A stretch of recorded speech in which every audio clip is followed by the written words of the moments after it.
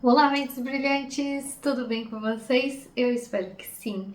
E hoje eu vim falar um pouco sobre férias, feriados e recessos de um professor e como tudo isso funciona. Estamos em julho agora e é o mês que é as férias do professor. Então, isso quer dizer que a gente não pode ser chamado para trabalhar nesses 30 dias, e isso também quer dizer que é nesse mês que a gente recebe aquele benefício de férias que é 1/3 do salário.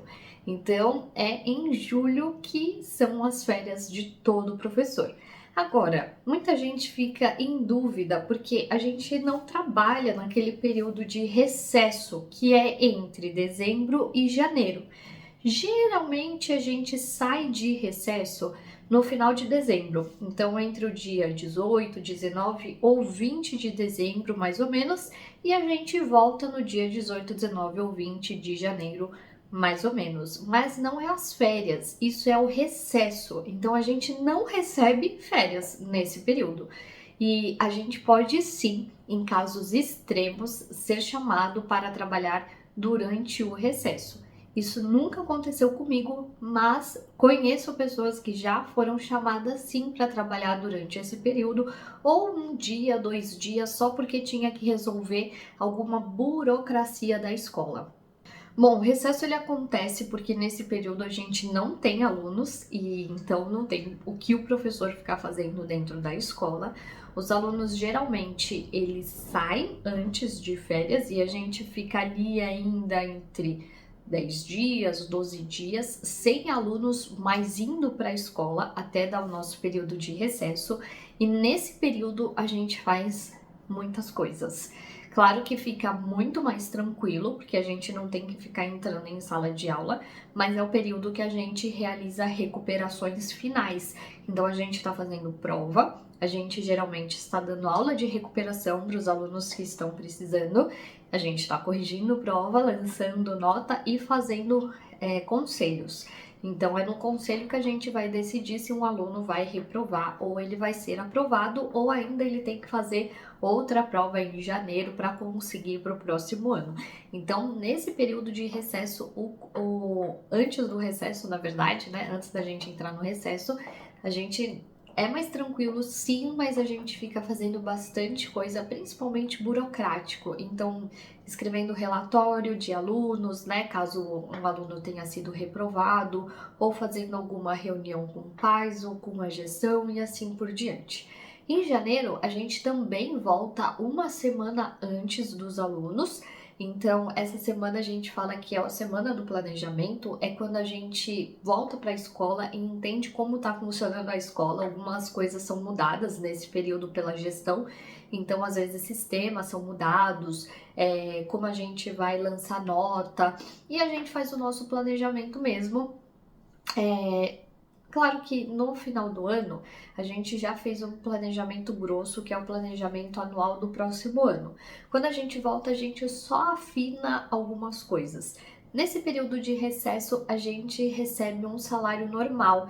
Então, essa também era uma dúvida que eu tinha ficado quando eu estava começando a minha carreira de professora, que é, nossa, eu não vou para a escola, mas será que eu vou receber o meu salário?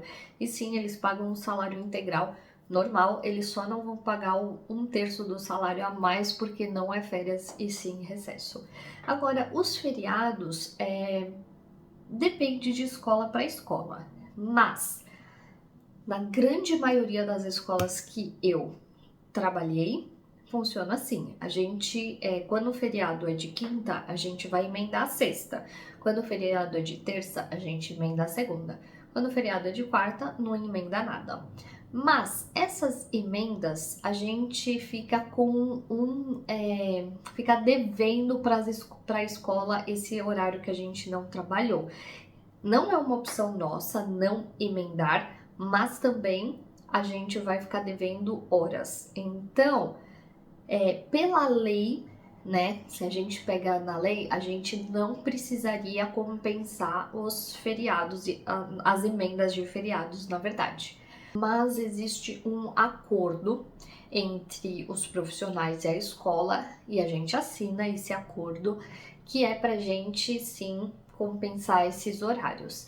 Então, a compensação, ela vai acontecer em reuniões extraordinárias ou em conselhos de classe que a gente fica além do nosso período, ou em reunião de pais, ou alguma comemoração ou festa que a escola esteja dando em um sábado, por exemplo. Então, essas compensações, ela fica mais ou menos com todas essas coisas que eu falei. Não entra compensação quando a gente está com o aluno. Então, quando a gente precisa, por exemplo, dar uma aula extra ou quando a gente substitui outro professor, isso não entra na compensação e eles vão pagar com os 50% a mais. Então, só entra na compensação quando nós estamos sem os alunos, como por exemplo em uma reunião. Mas a gente fica assim, devendo essas horas. Depois que a gente paga essas horas, então, por exemplo, em 2024, agora no segundo semestre, a gente tem pouquíssimas emendas de feriados, né? Tem pouquíssimos feriados. E aí, tudo que a gente faz a mais vai entrar em hora extra. E é importante saber também que essas emendas de feriados, elas são calculadas semestralmente. Então, vamos dizer que no primeiro semestre, se eu não cumpro toda a minha dívida de horário, essa dívida morre no final desse primeiro semestre e recomeça com outras emendas de feriados no segundo semestre. Então, se no segundo semestre não tem muitas, eles vão ter que me pagar, mesmo eu tendo ficado devendo, né, entre aspas, no primeiro semestre. Então é isso, mas isso vai, principalmente os feriados e as emendas, ele vai diferir de escola para escola, né? Muitas que eu já trabalhei, eles funcionam dessa forma, mas tem escola que toda hora extra que você fizer, eles vão te pagar e não vai entrar como compensação. Então eu espero que tenha ficado um pouco mais claro, feriados, férias e recessos e assim por diante. E se você ficou com alguma dúvida, deixa aqui nos comentários que daí eu tento te ajudar. Um beijo e até o próximo vídeo.